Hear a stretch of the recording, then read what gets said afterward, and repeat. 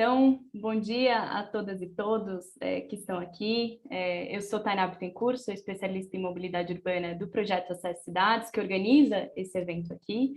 O Acesse Cidades, que é um projeto coordenado pela Frente Nacional de Prefeitos, em parceria com a Confederação Nacional de Fundos de Cooperação e Solidariedade da Espanha e a Associação Nacional de Cidades Italianas, em grande parte financiado pela União Europeia.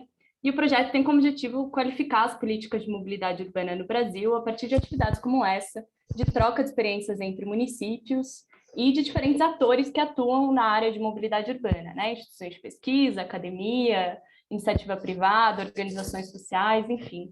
E também de atividade de capacitação de municípios para implementação de políticas voltadas à mobilidade urbana sustentável, à promoção da acessibilidade e principalmente de políticas voltadas à redução de desigualdades sociais, raciais e de gênero. Então, a ideia hoje é construir uma mesa redonda mesmo de discussão sobre ferramentas inovadoras para a gestão da mobilidade urbana a partir de diferentes perspectivas, né? Nessa perspectiva aí multissetorial. Então, começar com algumas apresentações iniciais de debatedores convidados aqui hoje, para trazer essas diferentes experiências. Então, passar para um momento um pouco mais horizontal de discussão com as perguntas entre os próprios debatedores e também de todas e todos que estão nos assistindo remotamente, que podem enviar perguntas a qualquer momento pelo chat.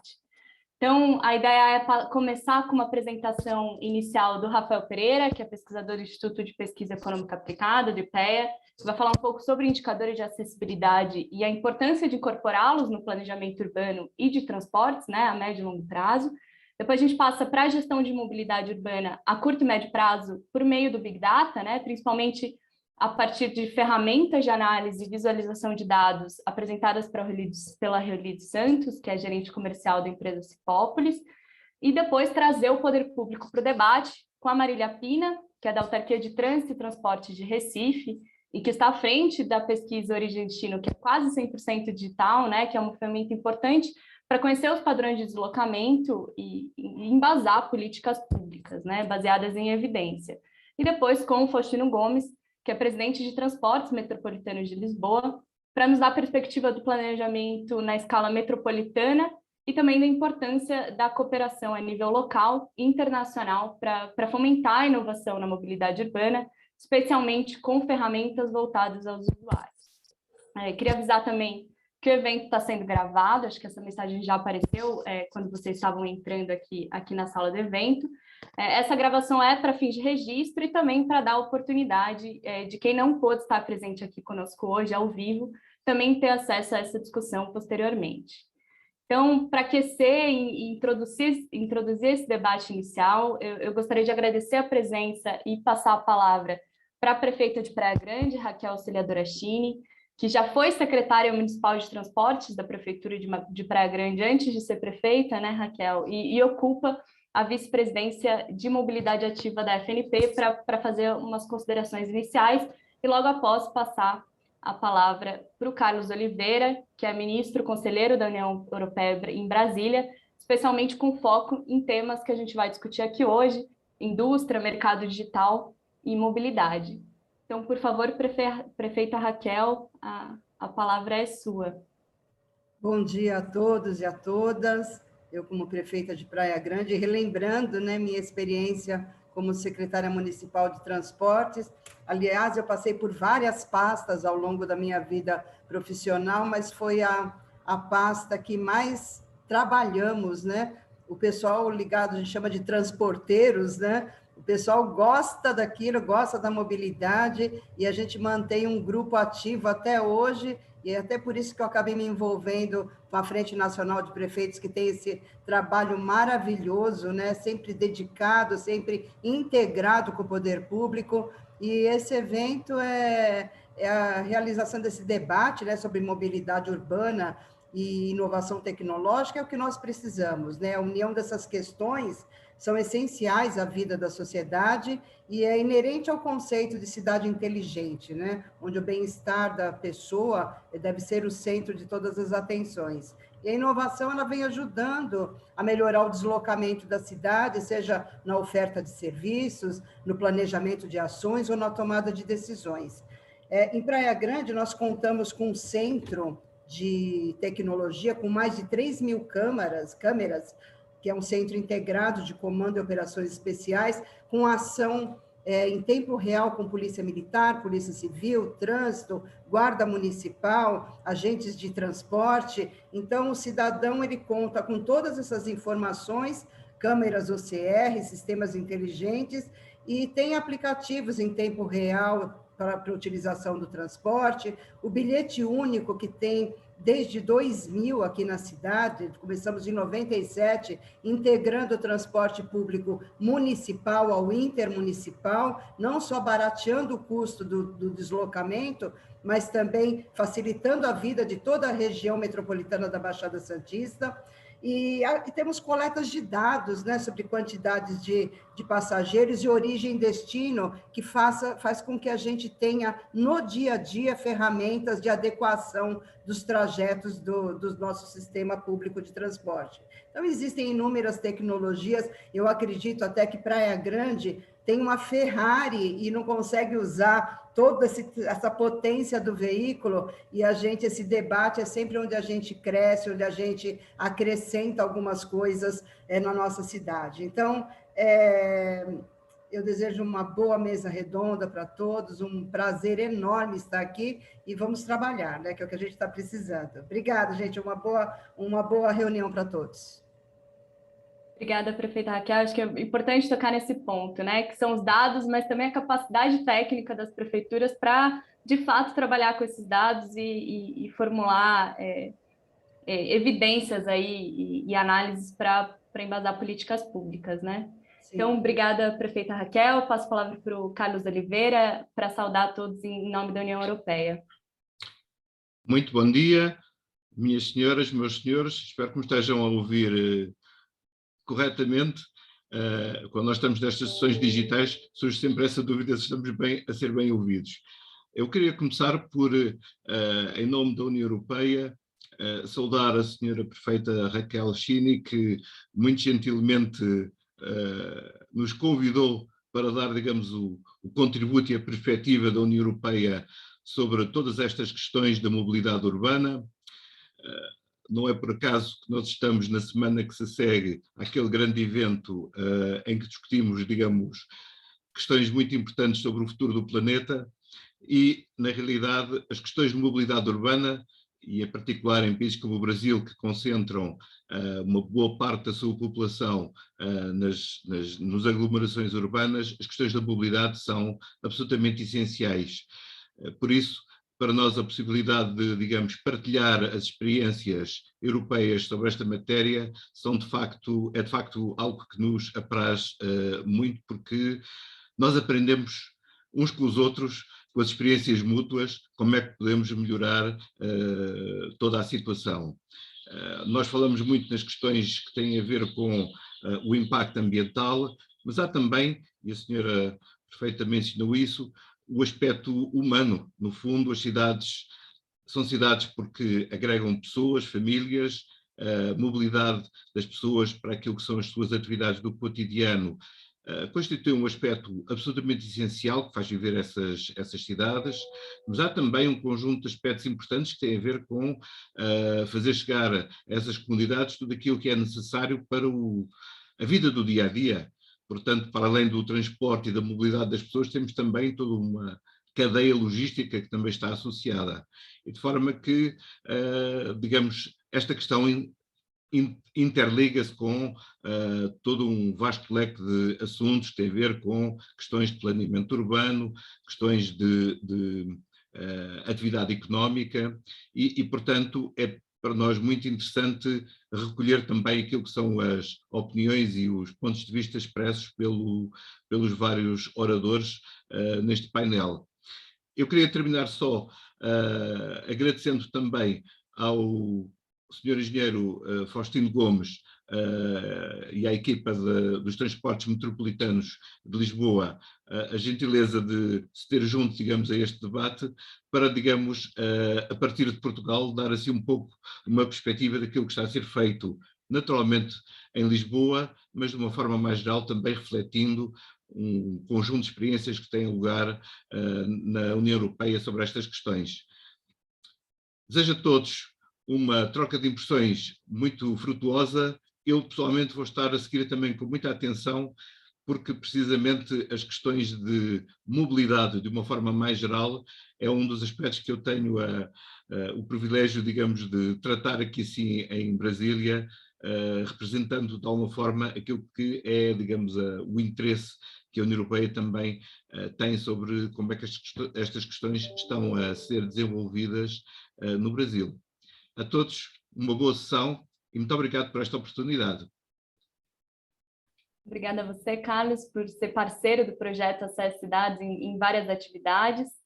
Então, dadas essas considerações iniciais, queria passar a palavra para o Rafael Pereira, que é sociólogo de formação e doutor em geografia pelo Transport Studies Unit da Universidade de Oxford, pesquisador do Instituto de Pesquisa Econômica Aplicada, o IPEA, e coordena o projeto Acesso Oportunidades, o projeto que plantou a sementinha para o projeto Acesso Cidades, né, Rafael?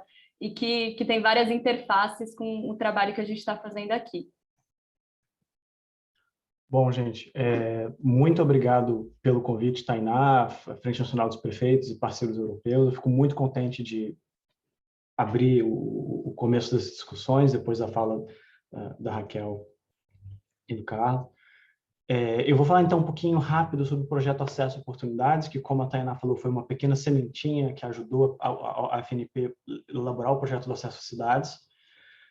O projeto Acesso Oportunidades é um projeto realizado pelo Instituto de Pesquisa Econômica Aplicada, mas a gente tem diversos parceiros, entre eles a FNP, é um parceiro importante da gente, o Instituto de Transporte, Desenvolvimento e Políticas Urbanas, o ITDP, e o Ministério do Desenvolvimento Regional, especialmente a Secretaria de Mobilidade Urbana do Governo Federal, além de alguns governos municipais, universidades no Brasil e no exterior. Antes de eu entrar a fundo no que é o projeto Acesso a Oportunidades, eu queria chamar a atenção para uma coisa, que é o seguinte: vocês vão reparar que a gente está falando sempre de acesso a oportunidades ou de acessibilidade urbana e não da palavra mobilidade urbana. E eu acho importante a gente destacar qual que é a diferença entre esses dois conceitos, porque essa diferença ela é a estrutura fundamental do que a gente está fazendo nesse projeto e, em grande medida, também do que o projeto da FNP está cobrindo no Acesso às Cidades. Quando a gente fala de mobilidade urbana, a gente está tratando dos padrões de viagens que as pessoas fazem no seu dia a dia. Então, que horas você sai de casa? Quantas viagens você faz? Que meio de transporte você usa? Quanto tempo você gasta no trânsito? Então, isso é o seu comportamento diário observado. É o que você fez. O conceito de acessibilidade ele não é tanto o comportamento da pessoa, mas é o potencial, é a facilidade da pessoa acessar oportunidades caso ela tenha interesse. Então, não é quanto tempo você demora para ir até o hospital no seu dia a dia. Se você fosse até o hospital, quanto tempo você demoraria? Não é quanto tempo você gasta para chegar até o seu emprego, mas num determinado quantidade de tempo, digamos em 30 minutos, quantos empregos você conseguiria acessar se você precisasse, né? Usando o sistema de transporte público disponível, o local onde você mora e considerando a forma como esses empregos estão distribuídos no espaço. Então, enquanto essa noção de mobilidade urbana trata do comportamento das pessoas que a gente observa, os fluxos no dia a dia das cidades, esse conceito de acessibilidade reflete quão facilmente as pessoas conseguem acessar essas oportunidades que estão espalhadas no território, dado o seu sistema de transporte. Para essa diferença ficar muito clara, eu gosto muito de trazer essa foto, que são duas fotos que, curiosamente, são na cidade do Rio de Janeiro, mas vocês vão reconhecer essas fotos, cenários urbanos muito familiares nas suas cidades. Essa foto da esquerda é um pedaço da cidade do Rio de Janeiro, ali no bairro da Barra da Tijuca, onde você tem grandes e largas avenidas com altíssimo fluxo de veículos automotores em alta velocidade. Então, você tem muito movimento, você tem muita velocidade, muito fluxo de automóveis ali. No entanto, se você coloca um pedestre ali naquele canteiro central ou naquela calçada da esquerda, aquela pessoa vai ter muita dificuldade de alcançar uma escola, um centro comercial, um posto de saúde, assim por diante. Porque, como vocês podem ver pelos retratos, isso é um pedaço de urbanismo altamente orientado ao automóvel, com baixa densidade de ocupação do uso do solo e muita infraestrutura para automóvel e pouca para pedestre. A foto da direita fica no centro do Rio de Janeiro, mas isso poderia ser o centro de qualquer cidade média e grande no Brasil ou na Europa, e você vê que é uma região que, prestando atenção, tem uma estação de metrô ali atrás, tem um posto de ônibus, você tem alta densidade de áreas residenciais, áreas comerciais.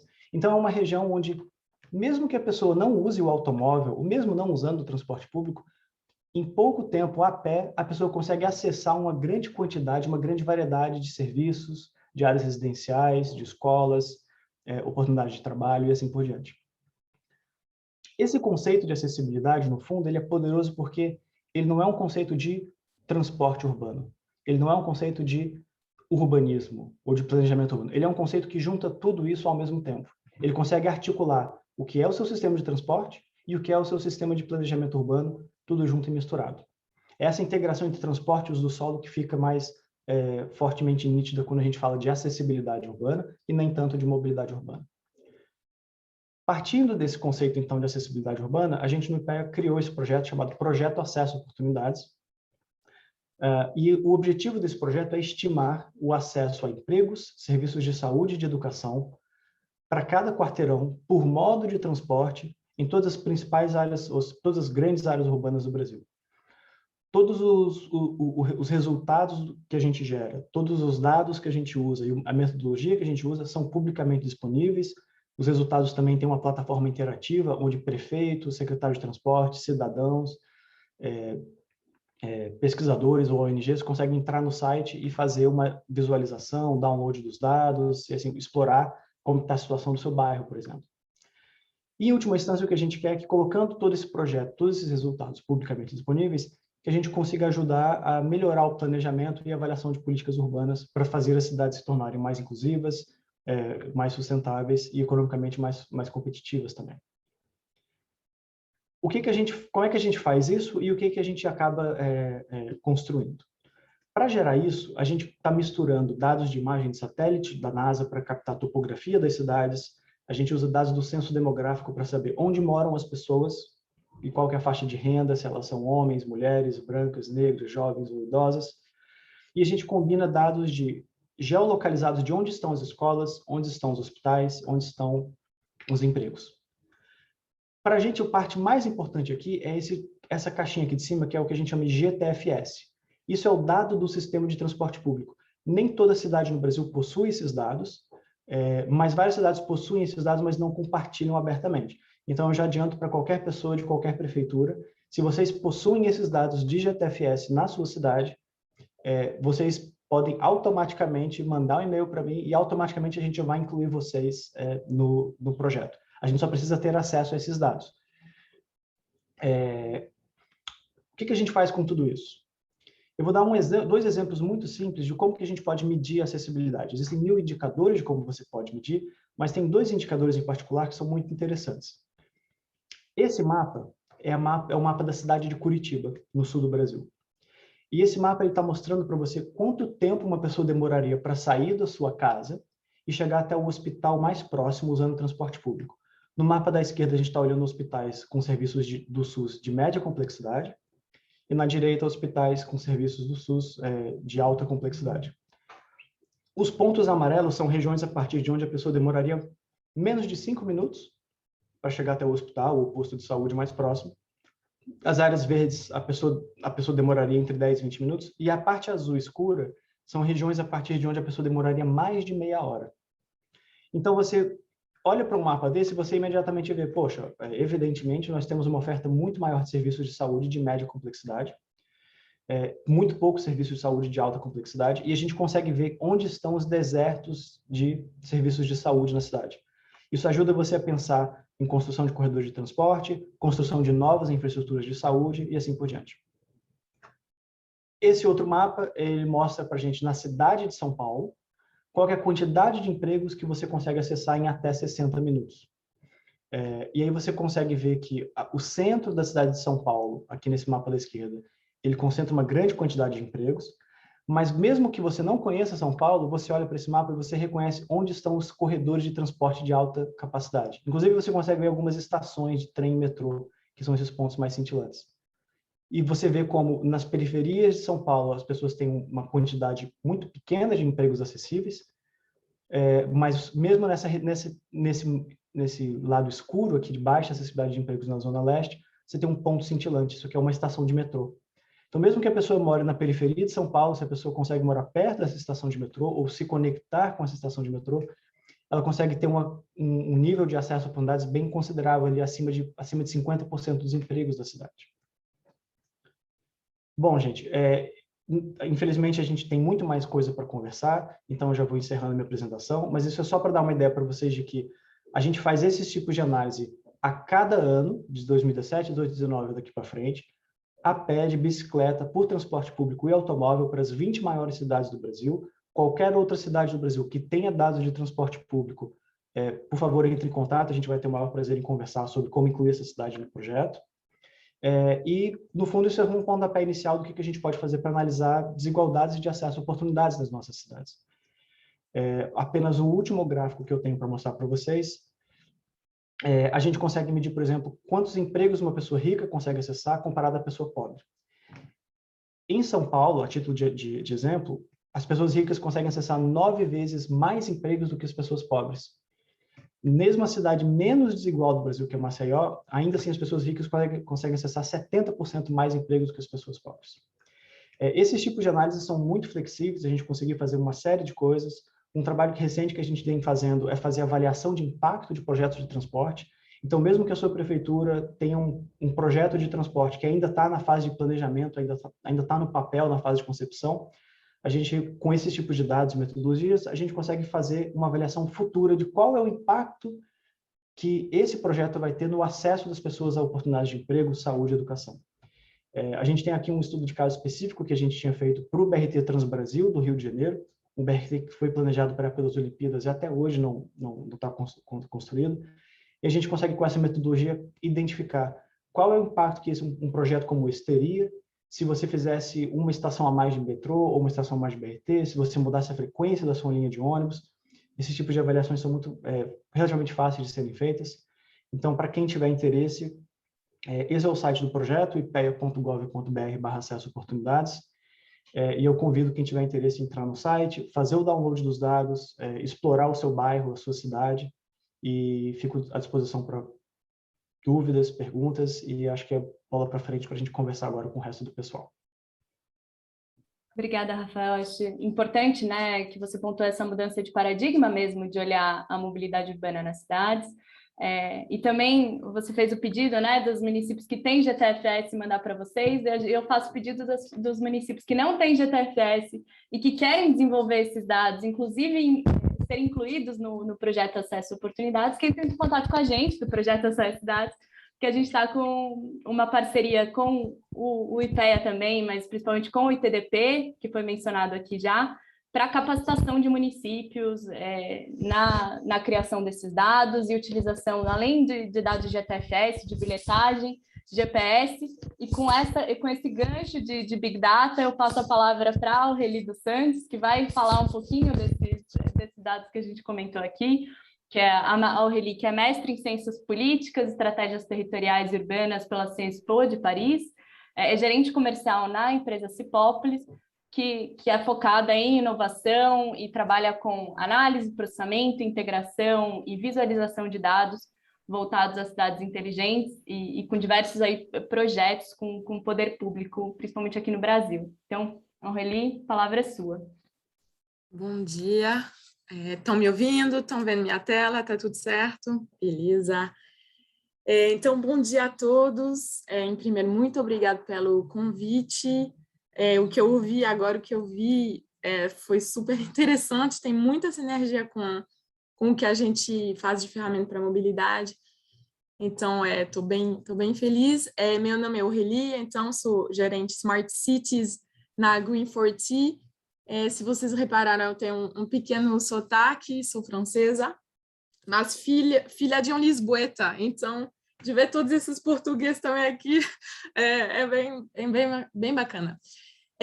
Então, a Green4T e a Cipópolis têm por objetivo de apoiar cidades brasileiras a se estruturarem e a utilizarem as tecnologias de maneira mais adequada em função das suas necessidades. E então, hoje a gente vai falar de uso de certas tecnologias para apoiar na gestão da mobilidade urbana.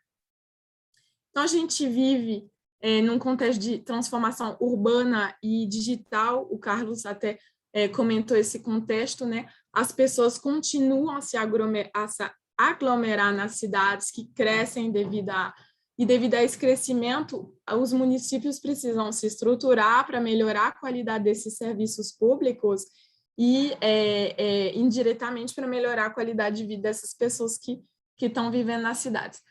Em paralelo, a gente vive num contexto de transformação digital, onde as organizações usam cada vez mais infraestrutura digital, justamente. Então, é uma oportunidade para os municípios também utilizar essas tecnologias, os avanços que estão sendo muito rápido, para não ficar de fora, né, dessa transformação digital. Então, na Green4T, quando a gente fala de infraestrutura digital, a gente ilustra essas tecnologias nessa pirâmide composta de 3 camadas principais.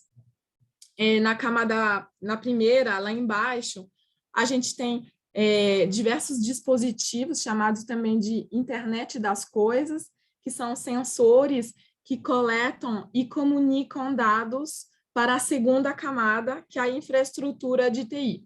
Esses dados são armazenados, processados dentro de um data center, de uma nuvem. Então, para a mobilidade, o exemplo perfeito é o GPS do ônibus, que coleta os dados em tempo real, passa para um data center ou uma nuvem, e depois esses dados eles precisam ser analisados, cruzados, integrados, para poderem ser utilizados pelo gestor público. Então, em geral, para isso tem plataforma de integração de dados para fazer essa análise, para trazer as evidências para uma melhor tomada de decisão, para depois definição de uma política adequada em cima disso.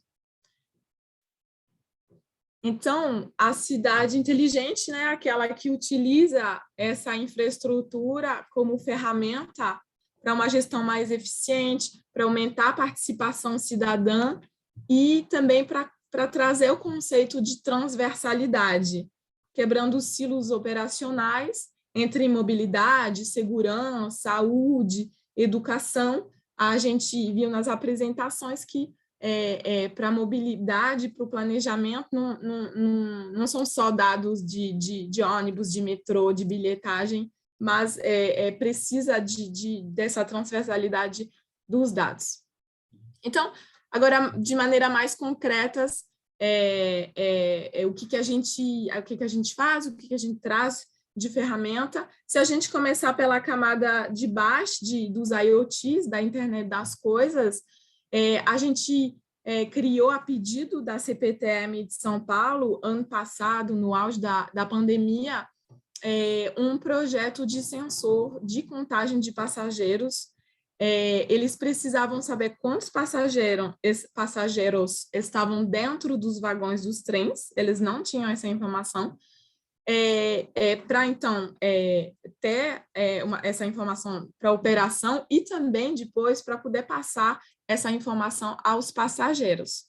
Então, a gente olhou no mercado diversos tipos de sensores que existam, definimos uma das soluções que a gente achou mais adequado para essa demanda, que é ser sensores via Wi-Fi. Então, o telefone do usuário tenta se conectar ao ponto de acesso que nós instalamos dentro do vagão, e com essa tentativa de conexão, a gente sabe que ali tem um passageiro no vagão.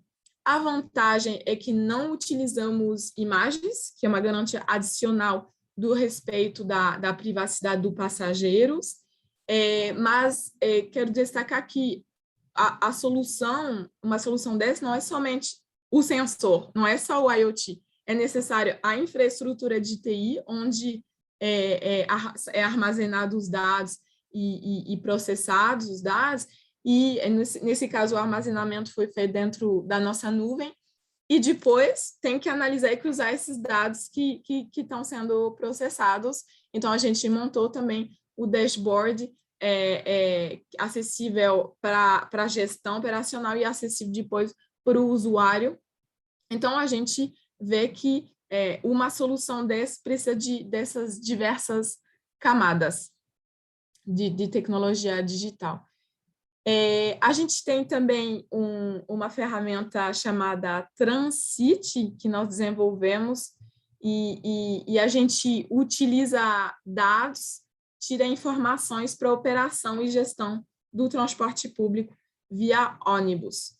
A gente trabalha com dados de fontes abertas, ou dados que os órgãos públicos possuem, né? Utilizamos ferramentas de machine learning para dar uma visão mais contextualizada, mapeada, para trazer justamente conhecimento ao gestor.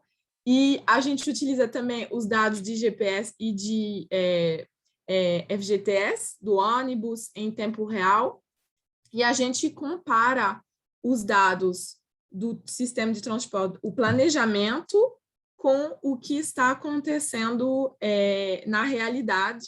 Então, a gente usa algoritmos, cálculos, e isso permite identificar gargalos, comportamentos do sistema que estão fora do padrão, do que está planejado, né? E assim a gente consegue gerar alerta. A gente visualiza também nessa ferramenta as linhas, as falhas na infraestrutura, acompanhamos métricas ao longo do tempo e uma série de informações que ajudam na tomada de decisão. Podem ser gerados diversos relatórios, por exemplo, da oferta da frota, relatórios de velocidade média, podendo comparar datas diversas, comparar com, a gente vê à direita, comparando horários de pico da manhã, da tarde, de hoje, de há 6 anos atrás, de 2 anos atrás, em função da quanto tempo que a gente está analisando os dados. E para essa aferição de velocidade média, pode ser feita em visualizações diferentes, por gráfico, com mapeamento das linhas, com cores diferentes, que permitem destacar onde exatamente está o gargalo e permitir ao gestor público trabalhar no viário ou na adequação da rota de maneira mais exata, né, para melhorar a velocidade do transporte público. Porque, às vezes, o que gera o gargalo não é um engarrafamento, é a curva, por exemplo, que o ônibus precisa fazer numa esquina. E à direita, vocês podem ver um caso real de uma linha que tem um gargalo a partir de algumas esquinas que o ônibus precisa ir muito devagar para poder fazer essa rota. Então, a ferramenta permite que seja mais fácil identificar o gargalo para mudar o trajeto. Ele pode fazer uma curva, talvez em outra avenida, numa rua, às vezes, que não tem uma escola, que aí também precisa ir mais devagar. O Transit, ele está aqui para justamente apoiar essa tomada de decisão. E, como são bastante informações geradas pelo Transit, a gente também tem uma API que permite passar as informações para o público. Então, a gente criou o que chamamos de painel público, que permite repassar, comunicar essas informações aos usuários. É o gestor público que define o que ele quer passar do Transit para o público. E, por exemplo, nesse exemplo, a gente pode ver que o usuário ele pode comparar a velocidade do transporte que está em algum corredor ou numa via compartilhada com os veículos, né? Então, isso é a partir de uma API que a gente disponibiliza também para o gestor público. E a gente está num contexto de começo de políticas públicas de substituição da tecnologia dos ônibus por diesel por ônibus elétricos. Então, a gente criou esse painel de emissões que calcula o quanto o sistema de transporte público de São Paulo emite de poluente.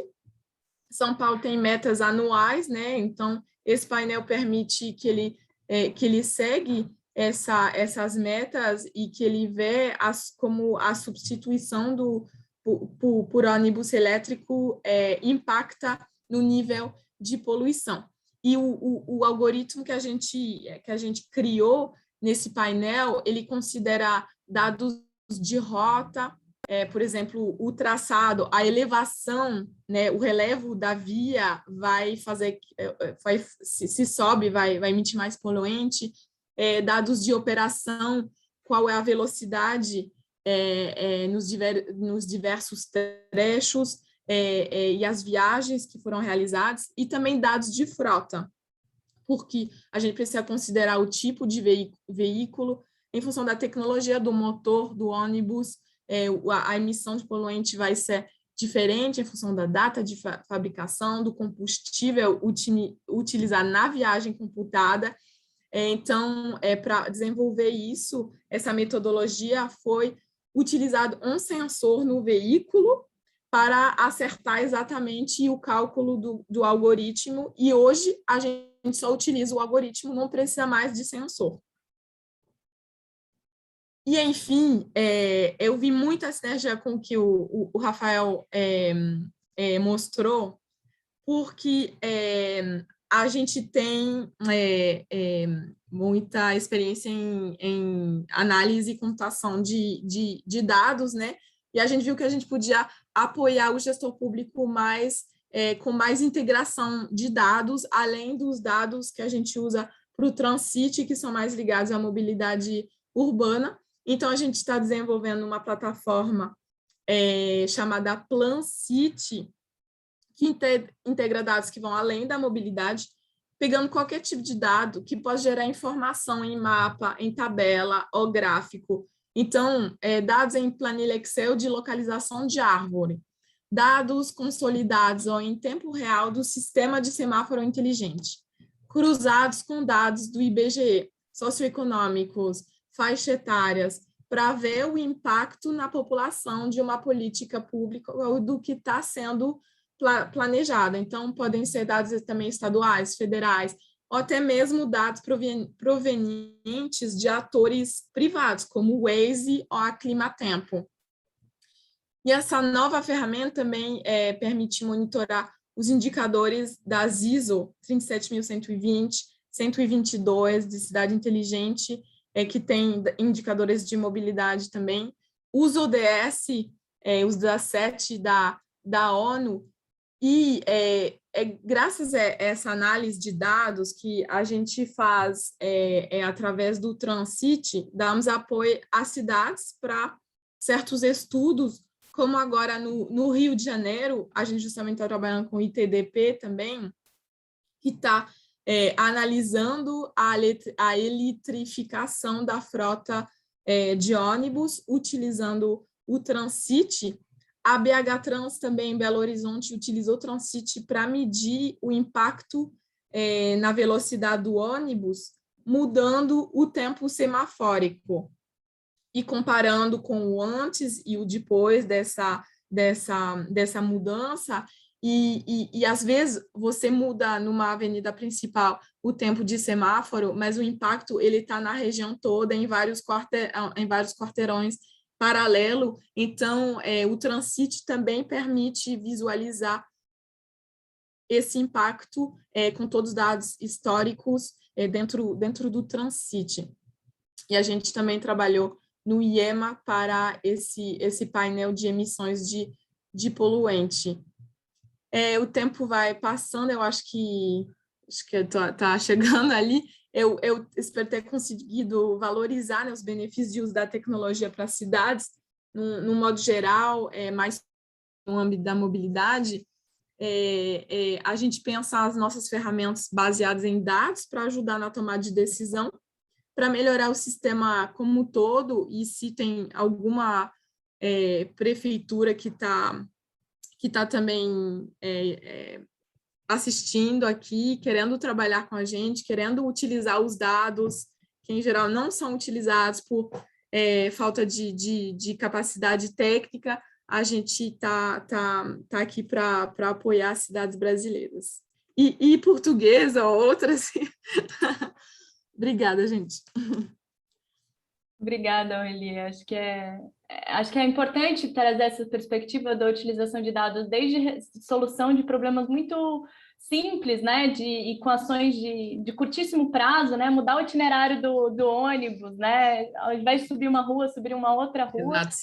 até de mudanças muito estruturais da rede, né, como a criação de corredores de ônibus, como você comentou, né, e acho que é muito importante, eu queria ressaltar, inclusive, que acho que o objetivo desse painel é encontrar sinergias, como você falou, né? Sinergias entre esses diferentes atores que estão pensando em mobilidade, pensando em inovação, especialmente na mobilidade. E nisso que você falou, né, da importância de integração e complementação de métodos e dados de naturezas muito distintas, né? Que você falou ali de GPS, bilhetagem, e dados do censo demográfico, acho que é um ótimo gancho para a gente chamar também a Marília Pina, que vai falar um pouco da pesquisa Origem Destino, que traz as informações do indivíduo, né, que são especialmente importantes quando a gente está falando de planejamento de políticas públicas voltadas à redução de desigualdades, que foi um tópico que foi abordado pelo Rafael e também por você. Então, queria passar a palavra para a Marília, que é engenheira civil, especialista em engenharia de tráfego, é gerente-geral de mobilidade humana da Autarquia de Trânsito e Transportes da cidade de Recife, e, como eu falei, está à frente da 3ª edição online da pesquisa Origem Destino e do Plano de Mobilidade Urbana de Recife. Então, Marília, por favor. Vamos lá, pessoal. Primeiramente, eu gostaria de agradecer o convite de apresentar a pesquisa de Origem Destino, que eu digo que é meu 3º filho, né, que a gente se empenha desde 2015, que a gente está à frente da pesquisa. Como a Tainá falou, estamos na 3ª edição, né, eu vou apresentar aqui, fazer um breve histórico dos motivos da gente ter criado essa metodologia, né, e que está dando muito certo aqui na cidade. Deixa eu só compartilhar a tela.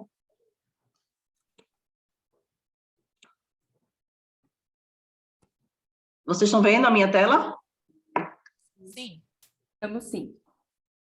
Ó. Vou tirar esse nosso aqui de cima. Pronto. Vou botar no PDF para ver se dá certo, porque às vezes o PDF fica cortando. Pronto, tá tudo certo? Vamos lá. Atualmente, a pesquisa Origem e Destino está sendo desenvolvida pela CTTU, que é a Autarquia de Trânsito e Transporte Urbano do Recife, né? A CTTU é a parte mais executiva do trânsito, então é quem implanta faixas exclusivas de ônibus, infraestrutura cicloviária, mais a parte executiva. Eu entrei na CTTU no começo do ano, né, na mudança de gestão. Antes disso, desde 2015, eu estava no Instituto da Cidade de Pelópolis de Silveira, que era um braço da Secretaria de Planejamento Urbano, né, e a gente estava na elaboração do plano de mobilidade, do plano diretor da cidade, e, consequentemente, né, a necessidade veio da elaboração da pesquisa de origem e destino. Eu vou fazer um breve histórico, né, da pesquisa de origem e destinos que já ocorreram aqui na cidade, né. A primeira pesquisa de origem e destino foi em 1972, né, e ela foi no âmbito metropolitano, então todas as cidades da região metropolitana participaram dessa pesquisa. Aqui na cidade, o transporte público, ele é gerido pelo Grande Recife, que é no órgão estadual, então ele é do estado e ele gere todo o transporte público da região metropolitana. Então, em 72, foram eles que coordenaram essa pesquisa, que na verdade não era nem Grande Recife na época, era CTU, MTU, alguma coisa assim. E depois de 25 anos, em 1997, que teve a realização de outra pesquisa, da segunda pesquisa. O formato dessas duas pesquisas foi o formato domiciliar. Então, tradicionalmente, por sorteio, né, a pessoa é selecionada, o pesquisador vai na residência da pessoa, faz a pesquisa, volta, tabula os dados e depois da tabulação faz todo o estudo e análise, né? O Recife, quando a gente foi fazer a pesquisa, quando a gente começou a pensar em fazer a pesquisa, uma nova versão da pesquisa, a gente estimou um custo, né? A gente foi atrás de custos, porque a gente também não estava na cabeça ainda que que a gente iria criar uma nova metodologia, a gente iria fazer a domiciliar, e o custo foi de 6 milhões só para a cidade do Recife, né? E, além disso, a parte de coletas de dados, de tudo, demoraria 2 anos só para a coleta de dados. Ainda tinha a parte de análise, de tabulação, enfim. Então, seria um prazo que que a gente não poderia, não daria para a gente, né, por conta das demandas que a gente precisaria usar os dados, e o custo também, que na época o custo estava muito elevado para o que a gente tinha disponível. E foi daí que surgiu a metodologia online, né? Então, o Recife, na época, em 2016, Recife começou a elaborar o plano de mobilidade da cidade, e a gente precisava levantar dados para a elaboração do plano, né? Além disso, a gente precisava também fazer com que a pesquisa origem e destino é uma ferramenta importantíssima para a gente conseguir esses dados, né? Só que aí surgiram as dificuldades, como eu falei, que é o custo da execução da pesquisa, recursos humanos, que a nossa equipe do plano de mobilidade era muito reduzida, a gente tinha 5, 6 pessoas, o plano de mobilidade foi elaborado com a equipe técnica da prefeitura, a gente não contratou nenhuma empresa, não fez licitação de nada, foi tudo equipe técnica da prefeitura, né? E o tempo da realização da pesquisa, que, como eu falei, a gente precisava para a elaboração do plano. E também a gente precisava fazer uma coisa mais moderna, que a gente tivesse condições de fazer que a pesquisa entrasse na rotina da cidade. E foi daí que a gente teve a ideia, vamos tentar fazer por uma metodologia online, ver se as pessoas conseguem responder. Então, a primeira pesquisa em 2016, a primeira online, né, foi só na cidade do Recife, não englobou a pesquisa metropolitana, né? O custo dela foi de mais ou menos uns R$10 mil, porque a gente criou a Lei da Informação da Mobilidade, que obriga as empresas a responderem à pesquisa, certo? E a coleta de dados foi de 6 meses, né? Com isso, a gente conseguiu mais de 84 mil respostas. Só que não foi tão fácil, não, assim, a gente conseguia respostas. Antes da criação da lei, a gente tentou fazer por livre e espontânea vontade, que as pessoas entrassem, respondessem, só que não teve essa adesão dos moradores, dos residentes aqui, responderem por livre e espontânea vontade. E a gente, poxa, não vai dar certo, a pesquisa não vai dar certo, vamos ter que fazer domiciliar, enfim, foi quando a gente, não, vamos então criar uma lei, né? Na equipe do plano de mobilidade tinha um advogado, e ele criou essa lei, foi aprovada, assim, por unanimidade na Câmara de Vereadores, e foi daí que a gente conseguiu o retorno das pessoas. Então, assim, é só na obrigatoriedade que a gente consegue os dados, né? E quando a gente fez essa pesquisa, quando a gente fez a de 2016, e a gente notificou as empresas, a gente notifica empresas que são polos geradores de viagens, escolas, né, particulares, e a gente tem sempre um convênio, assim, com a Secretaria de Educação do município e do estado também, a gente tem uma conversa boa. Então, essas empresas foram notificadas, e elas elas vieram, assim, assustadíssimas, principalmente as escolas particulares, assustadas, como é que você vai pegar os dados das pessoas que estudam na minha escola, esses dados vão estar abertos para todo mundo, só que essa pesquisa, ela é totalmente confidencial, assim, a gente não consegue identificar quem é a pessoa que está respondendo, mas para eles era muito assustador, ele dá informação de onde mora, onde trabalha, onde estuda, onde os filhos estudam, a renda, mas você vai saber a renda da minha família, não sei o quê. Então, assim, foi realmente, o poder de convencimento da gente foi muito grande para a gente conseguir que as pessoas respondessem. Na de 2016, como eu falei, foi só Recife, a gente conseguiu calcular a amostra, conseguiu alcançar a amostra que a gente precisa, mas foi mais difícil. Quando foi sim, essa aqui é a Lei da Informação da Mobilidade, né, uma lei municipal, que a gente notifica empreendimentos de impacto, de ensino, empresas com mais de 200 funcionários, ou lojas ou salas comerciais com áreas acima de 2.500 metros quadrados.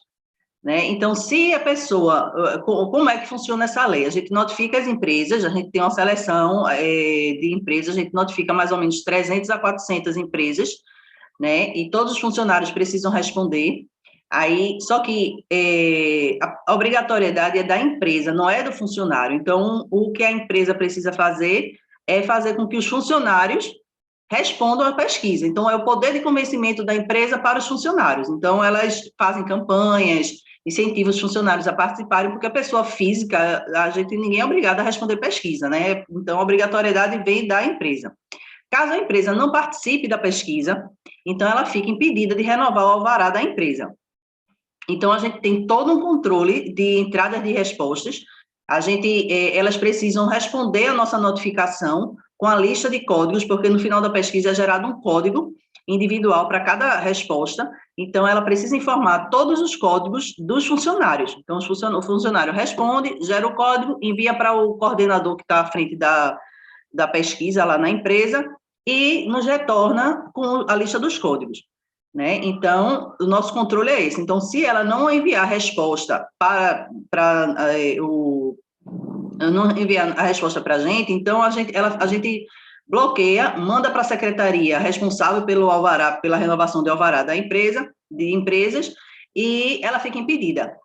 Até ela responder a pesquisa, ela está impedida. Quando ela for renovar o alvará, diz assim, não, você está impedida de renovar. Aí a pesquisa está sempre aberta, a gente não fecha a pesquisa, então fica o ano inteiro aberta, né? A gente, no início, quando a gente começa a pesquisa, a gente tem um controle maior para alcançar a amostra, para fazer os nossos estudos, mas ela fica sempre aberta. Então, se a pessoa não participou da pesquisa na época que foi notificada, ela vai renovar o alvará, não vai conseguir e ela pode responder a qualquer momento, né? Mas a gente tem sempre uma forma de falar com a empresa para não dizer isso, porque senão ela vai dizer, então não vou responder agora não, depois quando eu for renovar o alvará, eu respondo.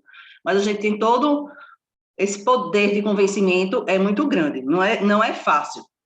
E quando foi em 2016, a gente elaborou por conta do plano de mobilidade, e em 2018, como eu falei, Recife a região metropolitana do Recife é muito integrada, né? Então, aqui, esse cinzinha mais escuro é o mapinha da cidade do Recife, e aqui é o resto é tudo da região metropolitana. Essas divisões aqui são as zonas de tráfego, né? Então, Olinda, que é aqui, que é colada com Recife, a gente chama que são cidades irmãs. Então, a gente não consegue nem sentir, se um turista vier aqui, ele não consegue nem sentir que está entrando em outra cidade, porque elas são muito unidas. E muita gente que trabalha no Recife mora em Olinda, mora em Camaragibe, que é essa outra área daqui, em São Lourenço, em Jaboatão. Então, o fluxo interno do Recife carrega muito os outros municípios. E a gente precisava também fazer uma pesquisa metropolitana, até porque esses municípios também precisavam fazer o plano de mobilidade. E foi daí que a gente fez um convênio com o Consórcio Grande Recife, que é o órgão gestor do transporte público da região metropolitana, né? E a gente fez no mesmo formato. Só que sempre que a gente faz a pesquisa, a gente sempre faz uns ajustes, umas melhorias, e vai adequando até ela ficar mais redondinha, né? Então, todos os municípios participaram da pesquisa, foi um ano de coleta, como foi da região metropolitana, então a gente passou um tempo a mais. Na de 2016, a gente passou 6 meses coletando, na metropolitana a gente coletou durante um ano, e com 3, 4 meses a gente consegue já ter o relatório final para apresentação, para os estudos e disponibilidade para a população, disponível para a população.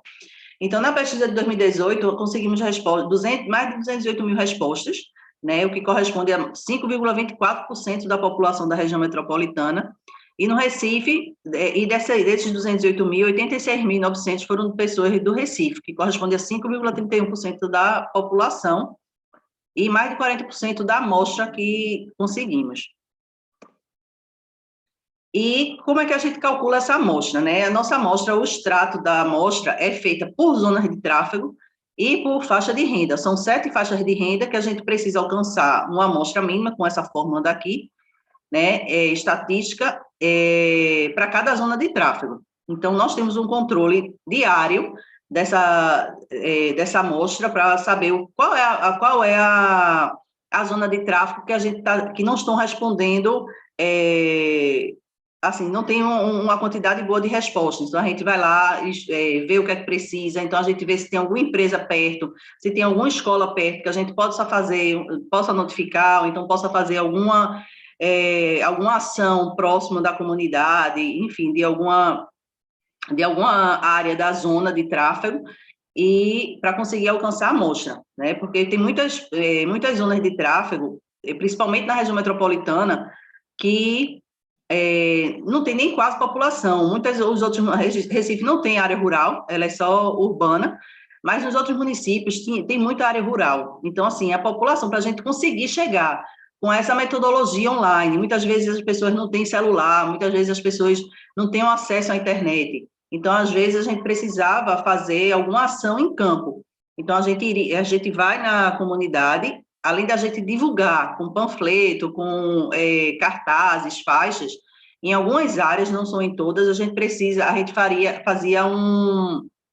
montava um standzinho, né, numa área que a gente estava achando o retorno pequeno, e faria com que a gente faz com que as pessoas respondam na hora. A gente leva computador, leva tudo, a gente não faz manual no papel, né? Então, quando a Tainá falou que ela não é 100% online, ela é 100% online, mas às vezes a gente precisa fazer essas ações no campo para as pessoas com um nível mais baixo conseguirem conhecer a pesquisa e participarem, mas elas participam no computador, a gente leva tablet, leva toda a estrutura que precisa, mas as pessoas que respondem. A gente nunca fez no papel, não. A gente tentou fazer, na verdade, mas não deu certo, porque a pesquisa realmente ela é muito grande. Ela tem muito...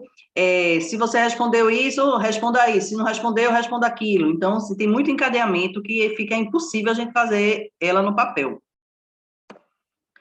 E chegou agora de 2021, que a gente achou que era um momento, a gente estava querendo fazer a cada 2 anos a pesquisa, só que o ano passado, infelizmente, a gente passou por essa situação, né, pandêmica, e a gente deixou para, quando a gente melhorasse a flexibilização, abrisse mais as atividades, a gente faria uma nova pesquisa. E aqui no Recife a gente já está bem mais tranquilo em relação à pandemia, né?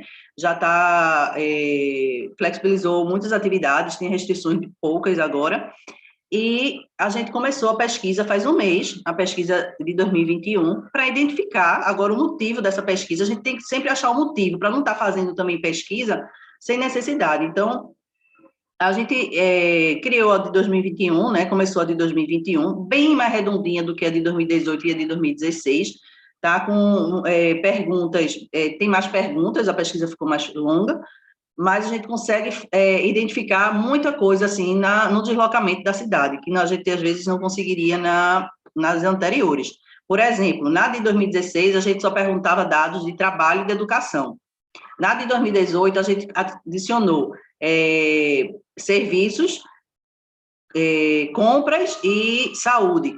E agora, na de 2021, a gente acrescentou lazer. Então, a gente consegue identificar agora todos os deslocamentos possíveis da população, né? Então, a gente pergunta onde foi o seu atendimento de saúde, para onde você foi no lazer, para onde você fez as compras, de que horas, qual foi o modo de transporte que você utilizou do último dia útil. E, calculando a amostra, a gente vai ter a necessidade de aproximadamente 35 mil respostas para o Recife. A gente sempre consegue um número bem maior, né? Porque tem zonas que respondem muito mais do que precisa, né? Então, a gente vai chegar aí a uns 50 mil respostas, eu acho. E a nossa previsão, a gente começou faz um mês, a nossa previsão é concluir em fevereiro, a gente já ter o relatório, né? Esse aqui é um compromisso nosso com o prefeito. E aqui, eu coloquei aqui esse gráficozinho, que é o nosso gráfico de acompanhamento diário, né? Então, a gente vai zoneando, a única coisa manual que a gente tem é o zoneamento. Então, porque como a gente faz a amostra por zonas de tráfego, então a gente precisa zonear. Eu sou meia do tempo mais antigo, assim, por mais que eu seja mais nova, mas eu não confio muito numa coisa muito automática em relação a, por exemplo, zoneamento. Então, a gente tinha um software que fazia o zoneamento automático das respostas, mas eu nunca gostava. Toda vez eu ia lá conferir, não sei o que, tinha alguma coisa ou outra que precisava ajustar. Eu disse, esse ano eu preciso, eu que estou à frente 100%, então eu quero fazer realmente manual. Então, todos os dias a gente baixa o banco de respostas do dia anterior. Então, hoje a gente já baixou o banco de respostas de ontem e vai zoneando. Então, a gente sempre tenta fazer o zoneamento, a gente faz o zoneamento do trabalho, todos esses desses motivos de deslocamento. E esse ano a gente tem também a distância, que a gente também não tinha. A gente vai ter a distância do local de trabalho, do local da educação, A gente só não tem o do local de saúde, porque a gente não perguntou o endereço da saúde, desses outros motivos. A gente perguntou qual era o bairro, porque a gente vai fazer um macro zoneamento desses outros motivos, porque muita gente não vai saber qual é o endereço exato do local de saúde, do local de compras, né? Então, a gente vai fazer uma análise mais macro desses motivos. E aqui está o nosso gráfico de acompanhamento, né? Em um mês, a gente conseguiu 12 mil, na verdade, a gente chegou hoje a 13 mil respostas, né? Em um pouco mais de um mês. E aqui mostra a importância da notificação, da lei que a gente precisou criar.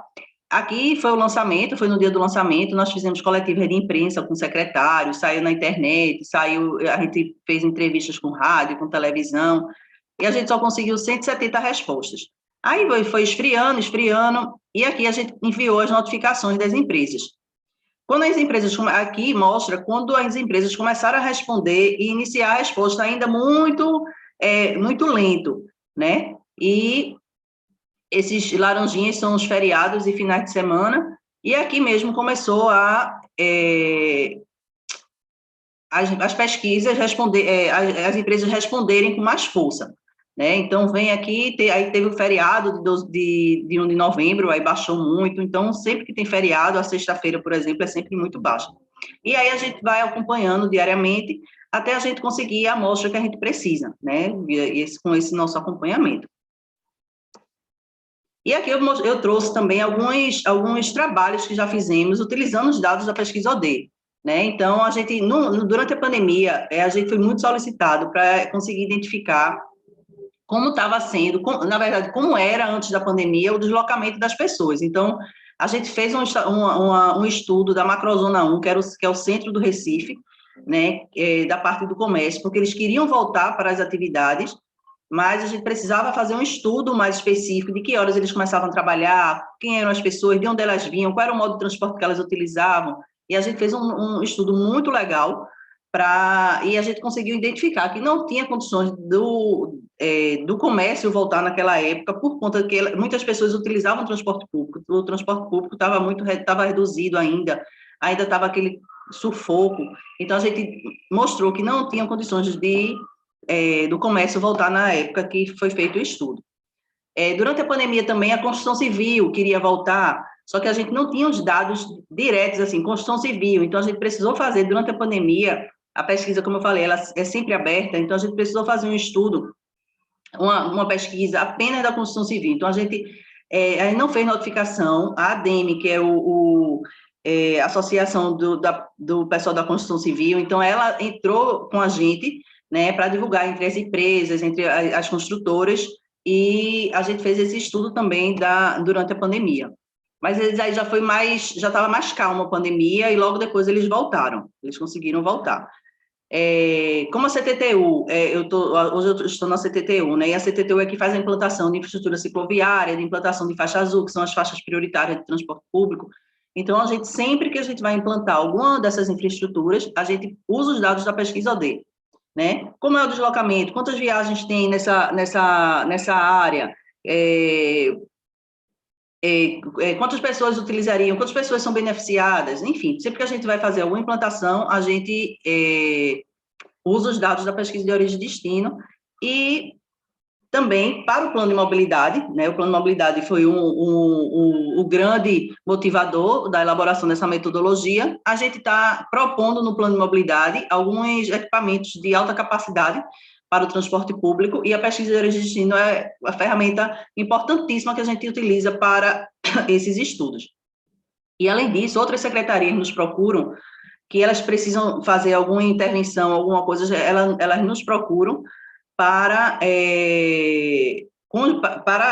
a gente fazer alguns estudos utilizando os dados. Então, até a parte de iluminação pública, que a prefeitura está com um programa para melhorar a iluminação pública, ela procurou a gente e viu, Marília, como é o deslocamento das pessoas, quais seriam as avenidas que a gente precisaria implantar, melhorar a iluminação pública. Então, a gente também fez um estudo para cada avenida, né, identificando quantas pessoas passam por ali, qual era o motivo que elas vão, qual é o horário que as pessoas mais utilizam aquela via, né? Se fosse de manhã não precisava de ter tanto investimento de iluminação pública, mas se for à noite já seria um fator importante para a implantação. As implantações de pontes também, aqui na cidade a gente chama a gente gosta muito de dizer que é a Veneza brasileira, né? Que a gente é cercado de rios, tem várias ilhas aqui, e tem muitas pontes. Então, o Rio Capibaribe ainda precisa fazer a conexão da Zona Norte com a Zona Oeste, e precisa ainda fazer algumas pontes, construção de algumas pontes. E sempre que a gente vai fazer alguma ponte, a gente utiliza também os dados.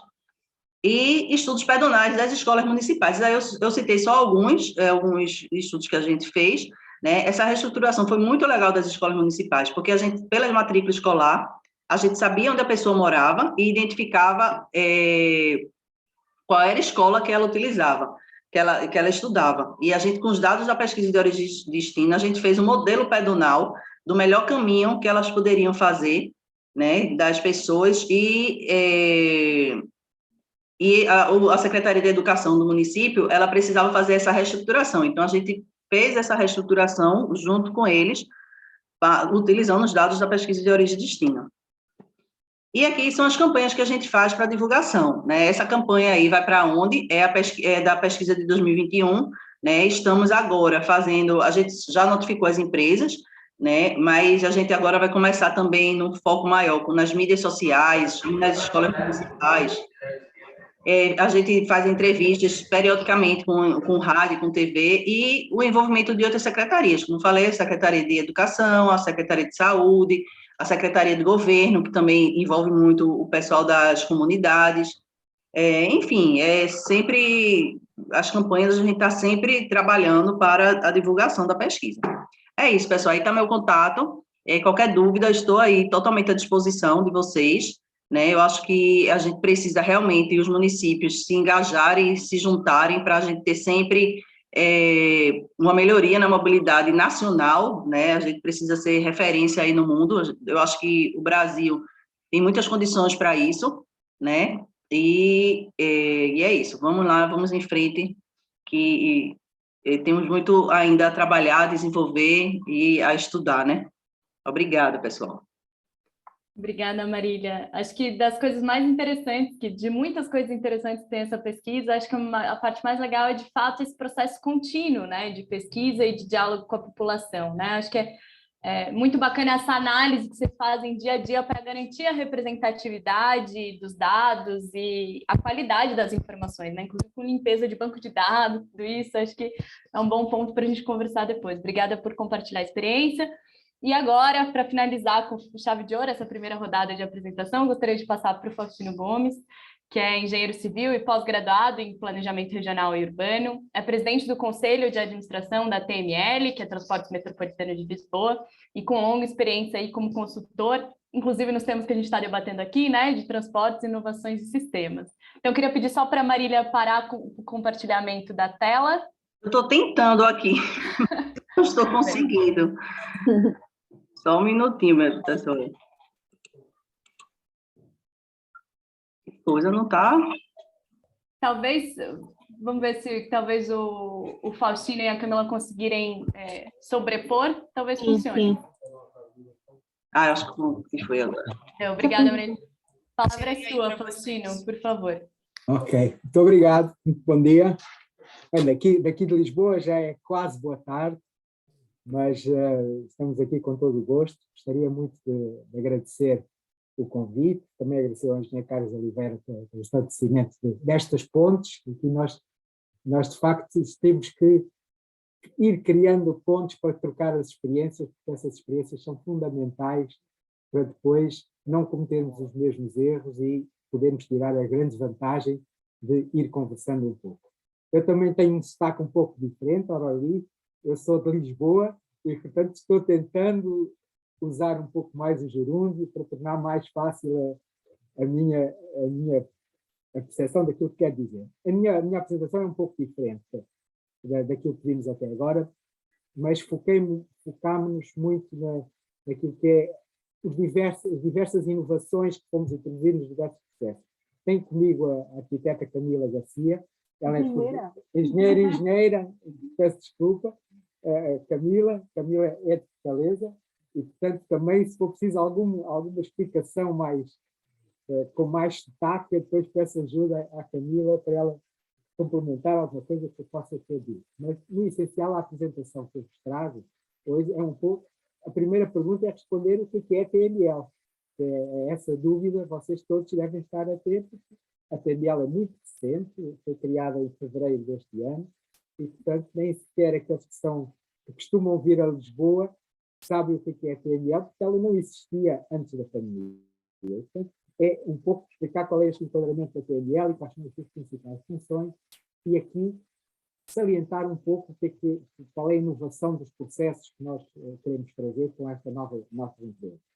Por outro lado, também achei importante falar-vos um pouco sobre o que tem sido o tarifário e a revolução que aconteceu em Lisboa em abril de 2019, e falar-vos dos impactos que teve uma lógica diferente do tarifário. Também falar-vos um pouco de como é que vamos concretizar a operação desta grande empresa que a TML está criando, que se vai chamar Cafés Metropolitano, e com isso falar-vos um pouco na inovação que foi aqui na forma de contratar as empresas que tinham processos de contratação muito diferentes. Também falar-vos um pouco daquilo que nos traz essencialmente a esta sessão das plataformas de gestão e de informação.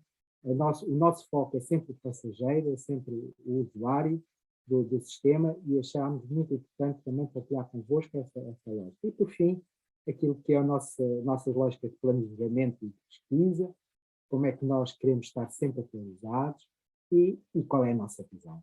Não é? Pronto, recomeçando, explicando um pouco o que é a TML. A TML é Transportes Metropolitanos de Lisboa. Nós fomos uma empresa nova, criada agora em fevereiro deste ano. Somos detidos pela Área Metropolitana de Lisboa. E o que é a Área Metropolitana de Lisboa é uma empresa, é uma associação de 18 municípios que cobre toda a área da Grande Lisboa. Estamos falando de uma área de 3.000 km², 3 milhões de habitantes, cerca de 25% dos habitantes de Portugal, até um pouco mais. Então, temos um conjunto de viagens muito significativo, 5,4 milhões de viagens por dia. O número de pessoas móveis, isto para Marília, Pina, são números muito interessantes, porque, por exemplo, nós avaliamos aqui o número da percentagem de pessoas que são móveis durante um dia. Aqueles que se movem, mas 20% das pessoas não se movem durante um dia. Portanto, essa percentagem, para quem faz pesquisa OD, é muito importante ter essa percepção. Estamos falando de cerca de 2,6 viagens por pessoa móvel, viagens estas que são tipicamente viagens motorizadas, porque as pessoas tendem a não relatar as viagens que fazem em modos não automóveis, em modos não motorizados.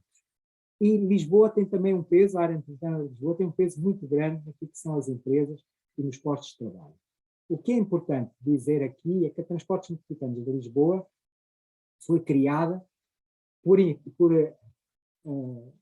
incorporação de duas entidades. Uma era a entidade que se chamava Hotelis, que era gestor de todo o sistema de bilhetagem da área metropolitana de Lisboa, e tudo o que tinha a ver com a área de planejamento do Departamento de Mobilidade da área metropolitana. E com isso, nós tivemos uma coisa boa, que tínhamos equipa no primeiro dia do nosso funcionamento. A coisa má é que no primeiro dia do nosso funcionamento tivemos logo que trabalhar e continuar a dar as respostas que estas duas outras entidades já davam. E, portanto, não tivemos aquilo que nós aqui às vezes chamamos que é algum tempo de respiro. Não tivemos tempo para respirar, tivemos que continuar todo o trabalho que estava a ser desenvolvido, e todo esse trabalho teve que ser feito de forma a que as pessoas, os usuários do sistema, não sentissem a nossa presença e não se tivessem razões de queixa de nós estarmos a fazer alguma coisa menos bem feita. Quais são as nossas principais funções? Nós temos, no essencial, primeiro que tudo, dizer-vos que nós focamos-nos no passageiro. Rapidamente nós queremos deixar de ter só este foco no passageiro dos sistemas de transportes em si, e passar a ter o foco nas pessoas, em todas elas, quer sejam ou não sejam passageiros do sistema de transportes. Mas para já, numa fase que estamos muito inicial do nosso início da atividade, não queremos pensar diferente de servir bem o nosso passageiro. E esse nosso foco é muito, muito, muito dirigido e não nos vamos distrair com outras coisas, embora tenhamos na nossa operação, na nossa empresa, várias funções, todas elas muito importantes. A primeira tem a ver com recebemos o sistema de bilhetagem de todos os modos, não somente do modo ónibus, de todos os modos, e, portanto, temos que garantir que isso funciona bem e que introduzimos aí também novas formas de trabalhar a bilhetagem e de fazer o tarifário. Temos também uma necessidade grande de ter um sistema de informação e de tecnologia, uma plataforma integrada que permita dar resposta a todos os desafios que queremos fazer. Naturalmente, isto faz estudando, planejando, tendo pesquisa, introduzindo inovação, estando a olhar para os clientes e para os usuários e ter situações de marketing e melhorar essa relação com esses clientes. E temos uma coisinha pequenina, que nós aqui brincamos, dizendo que é uma coisa pequena, que é uma nova operação de ónibus. Esta operação de ónibus, que nós vamos ser responsáveis, inclui uma operação de 1.900 ónibus. Portanto, é uma mega operação de ónibus para toda a área metropolitana de Lisboa. Juntamos a isto também a capacidade de ser autoridade de transportes para fazer a gestão de todo o sistema. Onde é que nós estávamos até antes de 2019? Nós estávamos perdendo muita demanda dos transportes públicos, mas perdendo muita demanda era mesmo passar de uma relação de cerca de 45% de utilizadores, de usuários do sistema global que usavam transporte coletivo, ou transporte público, e passaram a usar, em 2017, passaram a usar só 16%.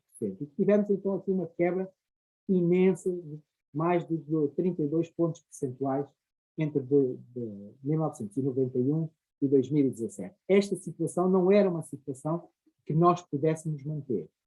E por isso foi necessário identificar quais eram as principais peças que estavam a permitir que isto acontecesse e que nós perdêssemos tanta procura, tanta demanda para os outros modos de transporte. E percebemos que tínhamos um sistema muito complexo, que tínhamos uma cobertura desigual, quer de operadores, quer dos serviços.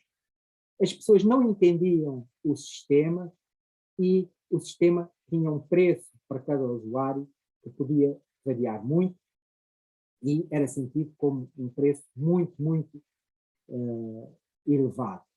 E a complexidade, por exemplo, a dificuldade de compreensão do sistema, mede-se no facto de que temos mais de 7.000 tipos de transporte diferentes. Não eram todos de matriz diferente, mas tínhamos títulos que depois eram, alguns deles, para jovens, outros para pessoas idosas, outros para pessoas com determinado tipo de dificuldade. Era quase impossível as pessoas perceberem o que nós estávamos a oferecer. Até mesmo as pessoas que estavam nas bilheteiras e que tinham que ajudar o usuário. Quando o usuário chegava e perguntava qual é o melhor título para mim, havia dificuldade em dar essa resposta. Por outro lado, o sistema que existia não cobria o território integralmente, a área metropolitana, cobria somente 30% do território, ainda que cobrisse cerca de 70% da população sabida. Portanto, isto tem tudo a ver com as zonas mais densas, e era nessas zonas mais densas da área metropolitana onde este sistema existia.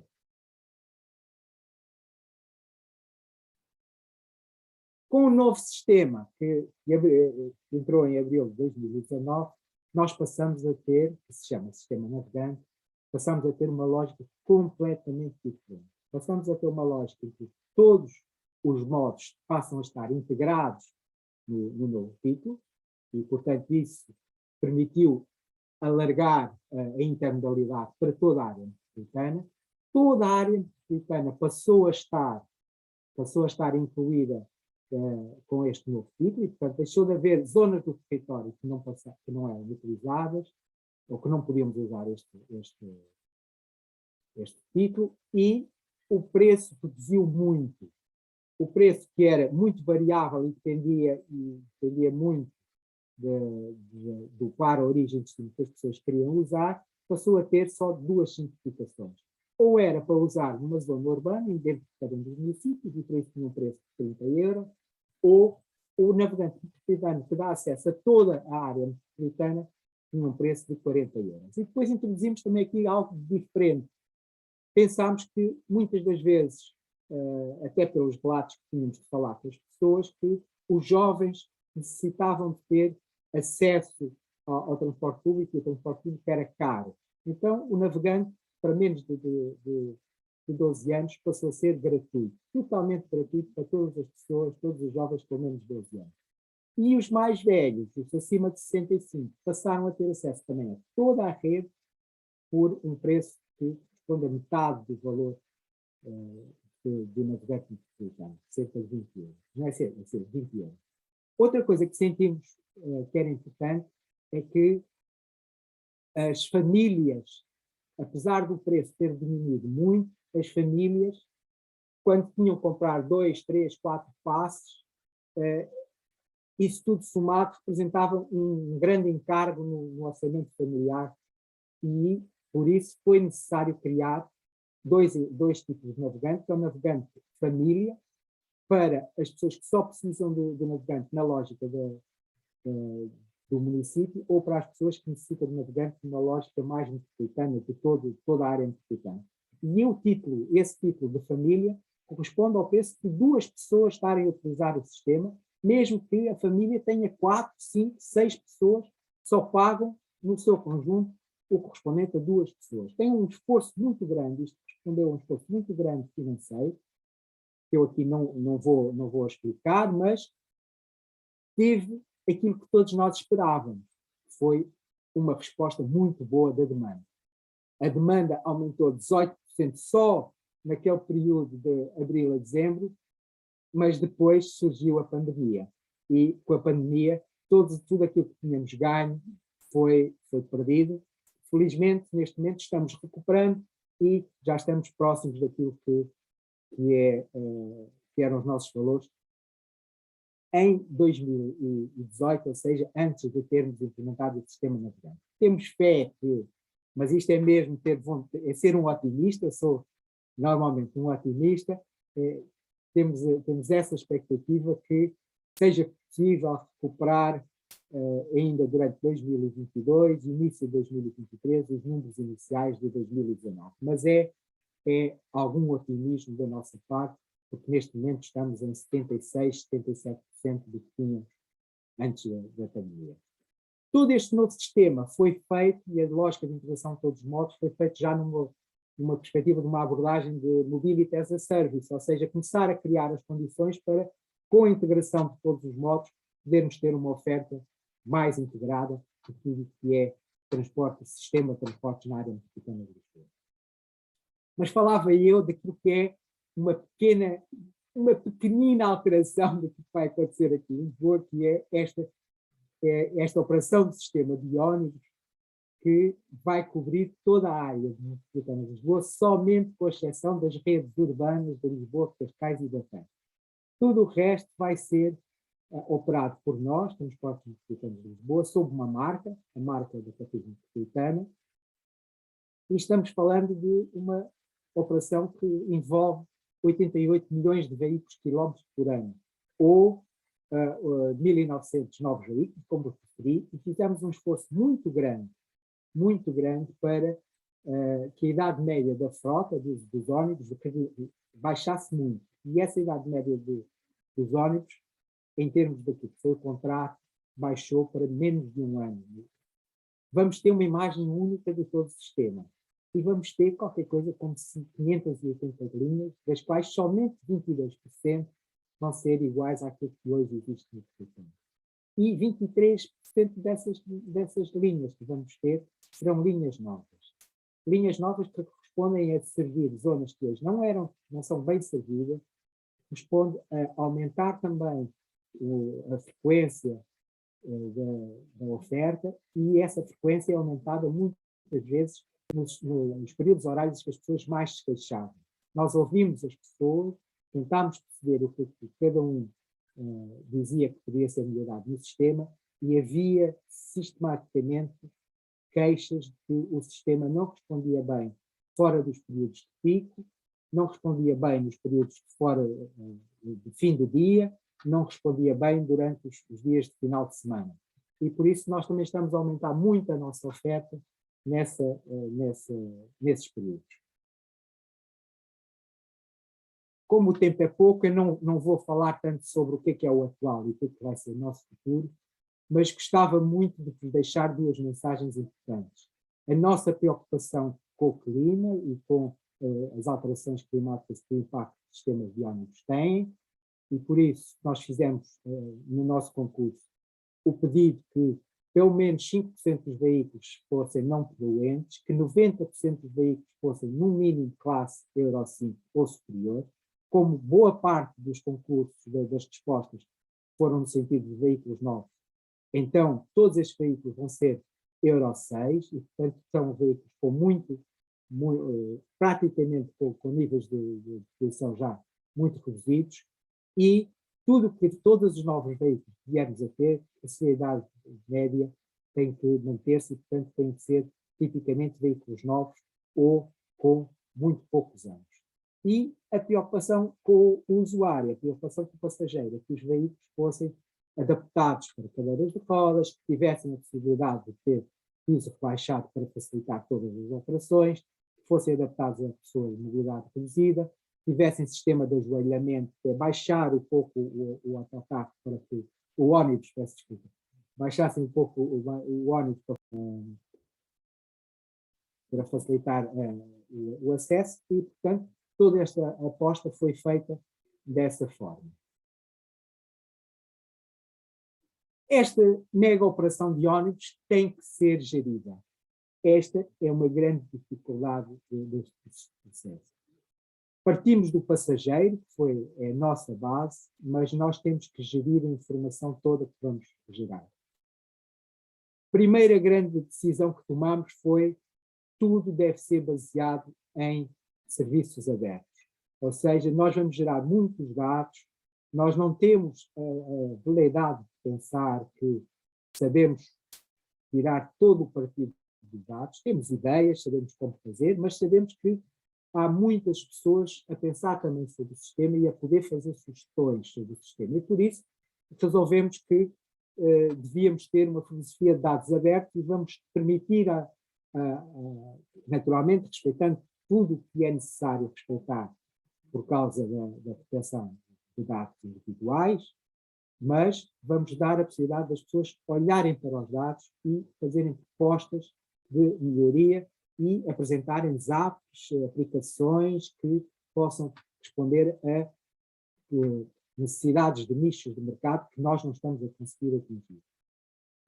Estes passageiros e esta plataforma integrada de gestão da informação tem que ter uma interface muito forte com o passageiro, informação ao público e serviço ao cliente, mas também tem que ter possibilidade de nós fazermos a gestão do contrato, quer dos operadores contratualizados pela TML, quer dos outros operadores. Nós só vamos ter responsabilidade sobre os serviços de ônibus, mas há todo um leque de outros operadores de transportes públicos na área metropolitana de Lisboa, metrô ligeiro, os barcos, a ferrovia, o trem convencional.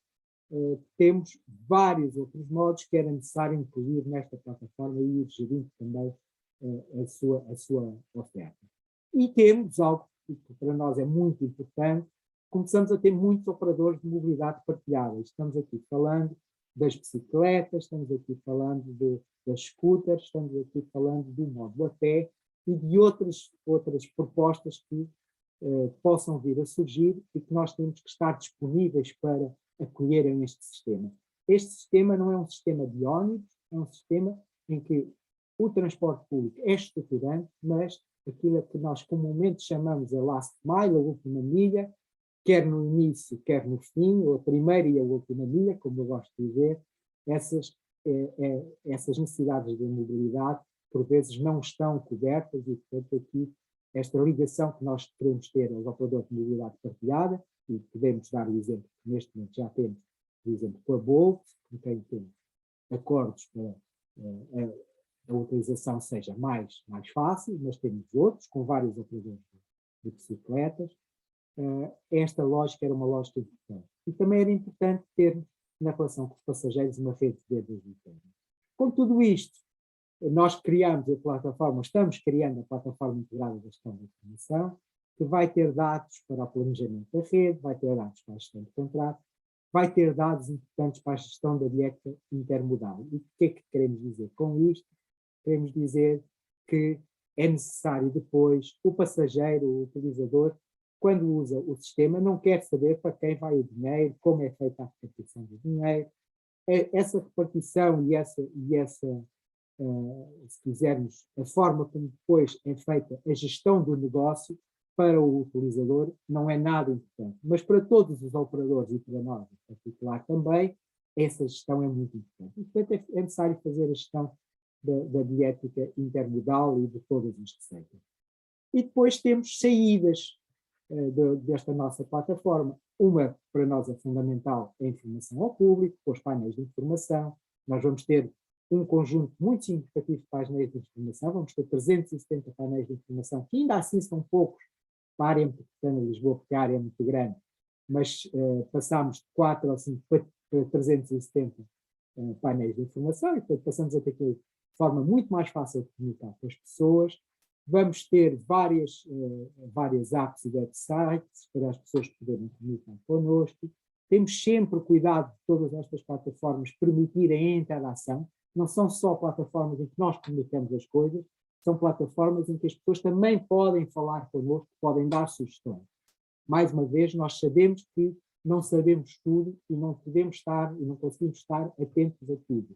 Mas sabemos que temos um aliado muito forte para que o sistema seja melhorado, que é quem usa o sistema ou quem olha para o sistema. E por isso temos esta relação sempre de capacidade de permitir dizer o que andamos fazendo e como é que as pessoas podem usar melhor o sistema, mas também permitir às pessoas dizerem como é que nós podemos olhar para o sistema de uma forma diferente e podemos ir melhor.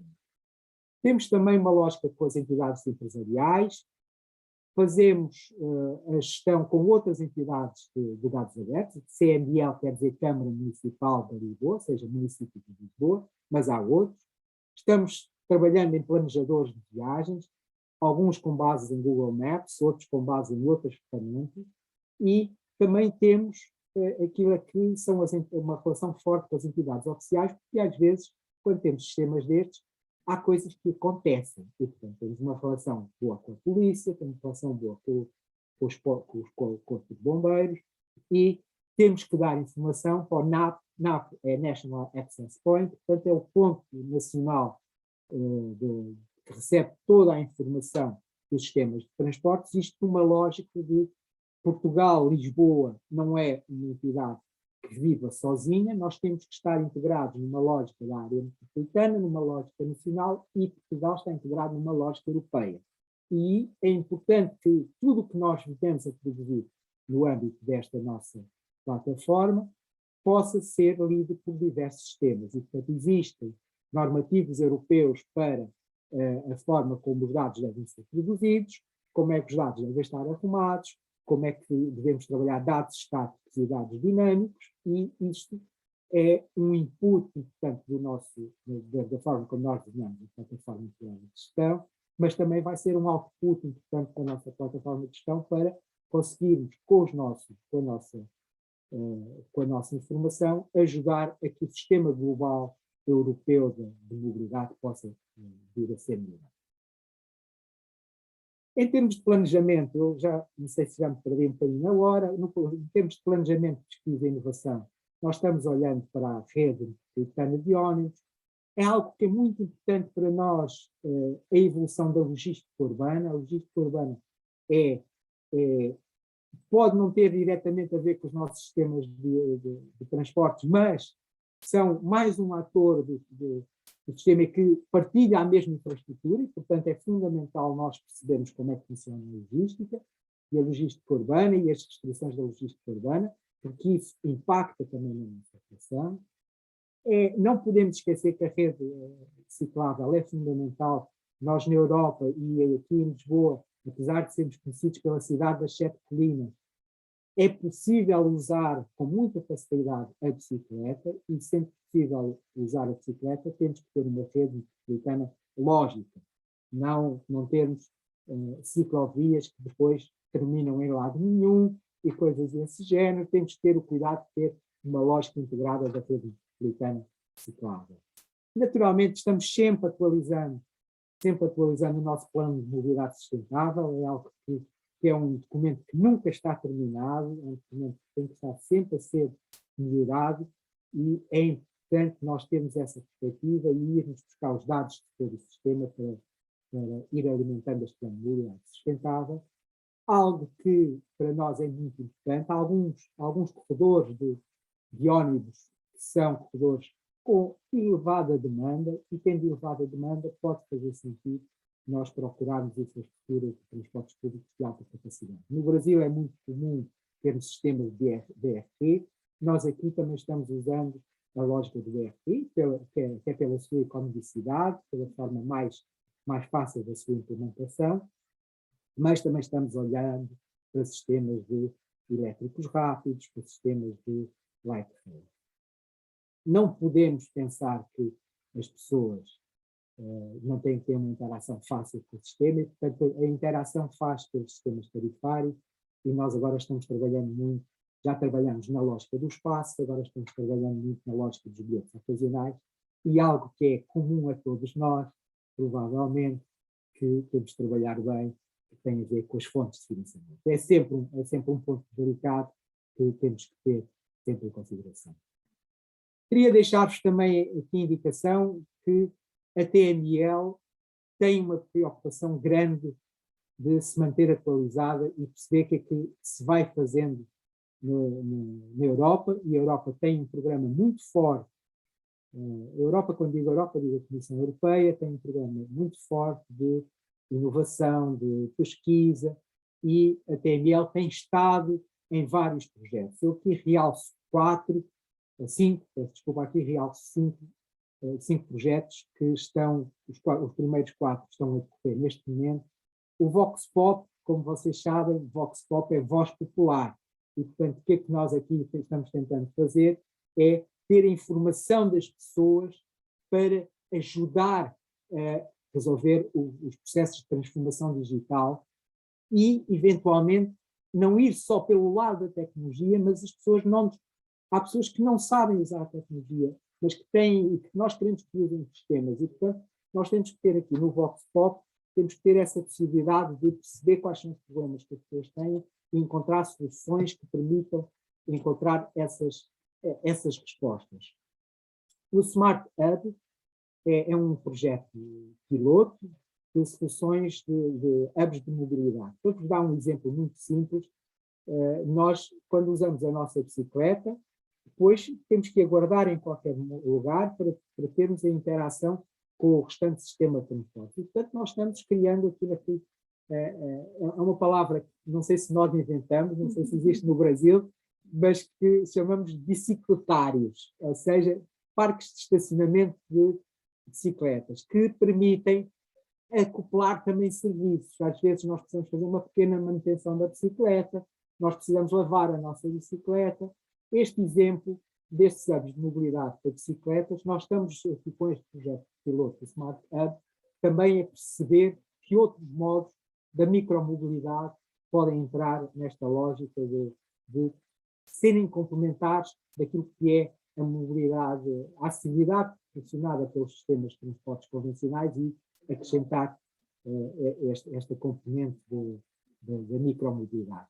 O Móbil T é um projeto também muito grande, em que nós sentimos que é necessário melhorar os sistemas de bilhetagem multimodal da AML, da área metropolitana, e é preciso estar aberto a novos sistemas. Neste momento não faz sentido não pensarmos que o sistema pode vir a ser todo baseado no nosso celular. Não faz sentido pensarmos que um estrangeiro que venha a Portugal ou que venha a Lisboa não possa querer utilizar o seu cartão Visa para utilizar o sistema.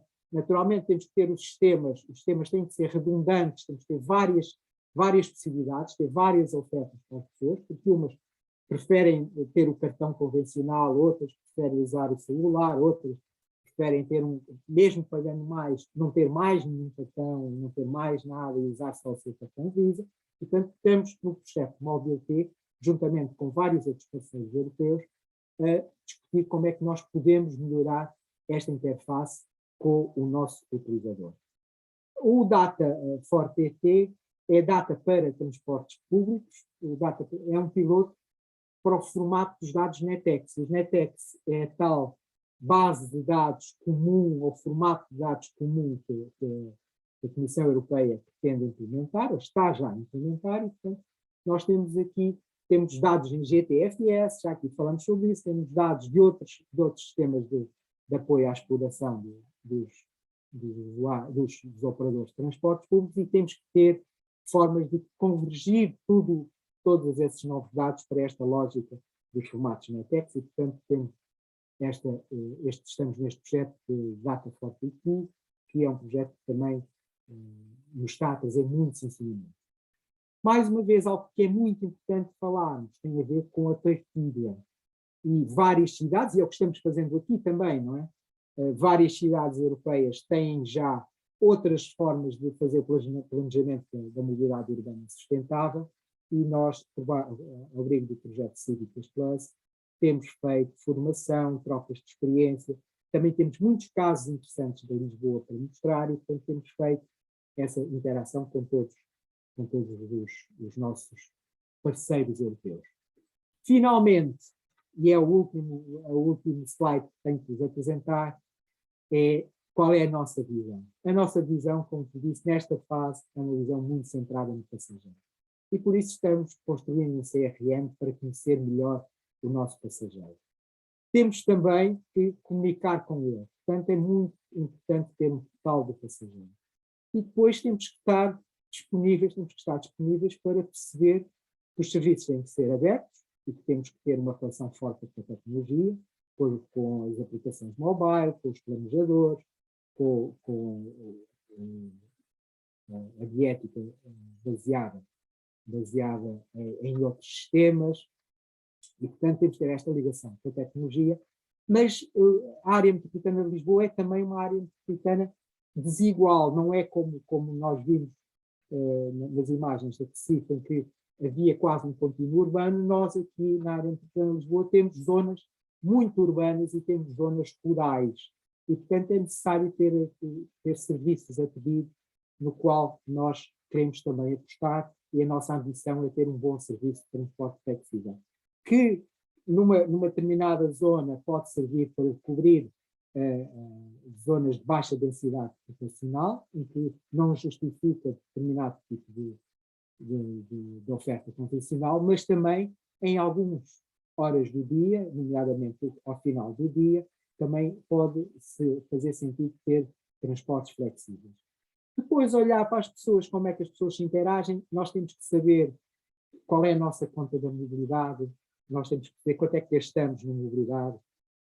É uma lógica muito mais institucional, perceber que o nosso dinheiro foi aplicado em quê, quanto é que custa fazer determinado tipo de investimentos, quanto é que custa construir uma nova linha de metrô, quantos por cento dessa linha de metrô é coberta pelo sistema, quantos por cento são de fundos públicos, e, portanto, é fundamental irmos mantendo sempre uma lógica de uma conta de mobilidade. E, por fim, na própria interação com as pessoas e com as diversas lógicas das pessoas e dos grupos de pessoas, de famílias, termos pacotes de mobilidade, e podemos estar a falar de crédito de mobilidade, olhar estes pacotes de mobilidade também numa lógica das empresas, ou seja, criar condições para que toda a gente se possa ver neste novo sistema. Tudo isto vai culminar numa lógica de Mobility as a Service, e para nós a grande dúvida neste momento é se a TML deve ser o operador de Mobility as a Service ou se deve ser o garante que a informação que é dada a todos os usuários do sistema é a melhor informação, e deixar isto aberto ao sistema. Aqui ainda temos dúvidas como nos podemos posicionar, mas esta é a lógica e a visão que temos para a TML nos próximos 3 a 4 anos. Muito obrigado. Obrigada, Faustina. Acho que essa é uma dúvida que está, inclusive, na pauta de várias cidades brasileiras. São Paulo está no mesmo momento que vocês aí em Lisboa, né? Tentando estruturar um ambiente colaborativo. Acho que esse uma questão importante aí, né? Da estruturação dos dados que não ficam presos apenas na prefeitura, mas que respeitam a proteção individual dos dados, né, das pessoas, mas também criam esse ambiente de inovação, assim, né, de ideias, troca de ideias com diferentes atores. Assim. A gente está se encaminhando para o final, assim, não vai dar tempo para fazer aquele jogo de debate, né, que a gente estava planejando, mas acho que, imagina, acho que todas as apresentações foram muito interessantes, então eu já fico o convite aí, né, para outras conversas, né, talvez mais interna, mas que a gente possa continuar esse debate em outros momentos, né, e de fato dialogar um pouco mais. Acho que todas as apresentações enriqueceram e deram insumos para essas futuras conversas. Queria passar a palavra para a prefeita Raquel Chini, que eu sei que tem algumas pontuações sobre essas apresentações que foram feitas aqui, e também já para realizar o fechamento desse evento que está chegando, né? Temos os 10 minutinhos finais. Em nome da FNP, já fica aqui o meu agradecimento ao Rafael Pereira, ao Reli dos Santos, à Marília Pina e ao Faustino Gomes e à Camila Garcia, que está aí do lado, e ao Carlos Oliveira também, que esteve presente. Raquel, por favor. Bom, primeiro, parabenizar a todos os apresentadores, né? Foi muito rico, é sempre muito rico, né? Esse debate, essa participação, essa troca de experiências, e na área de mobilidade, eu acho que é das mais ricas de todas as áreas pelas quais passei.